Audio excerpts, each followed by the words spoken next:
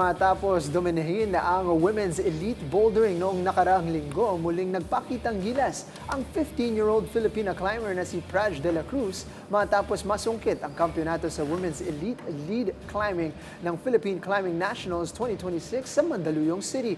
Para sa buong detalye, alamin sa ulat ni teammate JB Junio.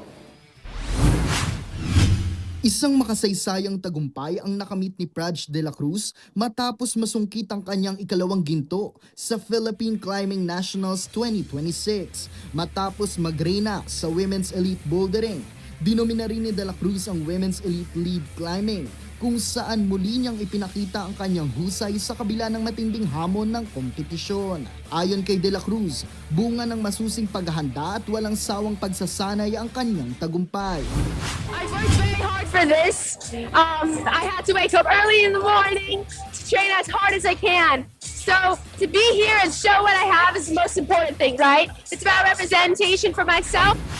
Ibinahagi rin ng 15-year-old climber na ang kanyang mga nakamit na tagumpay ay hindi lamang para sa sarili, kundi para rin sa patuloy na paglago ng climbing community sa Pilipinas. Matapos ang kanyang double title sa Nationals, nakatakdang bumalik si de la Cruz sa Estados Unidos bago tumungo sa Arco, Italy upang katawanin ng Pilipinas sa Youth World Cup. Kinumpirma rin niya na malaki ang posibilidad na makasama siya sa national team para sa darating na Asian Games sa Japan.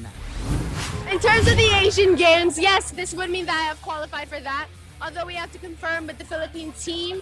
But other than that, I am excited to represent them along with all my friends and everyone who worked so hard to get there.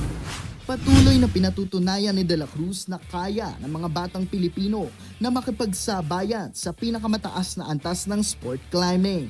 Patuloy na pinatutunayan ni de la Cruz na kaya ng mga batang Pilipino na makipagsabayan sa pinakamataas na antas ng sport climbing habang nagsisilbing inspirasyon sa susunod na henerasyon ng climbers sa Pilipinas.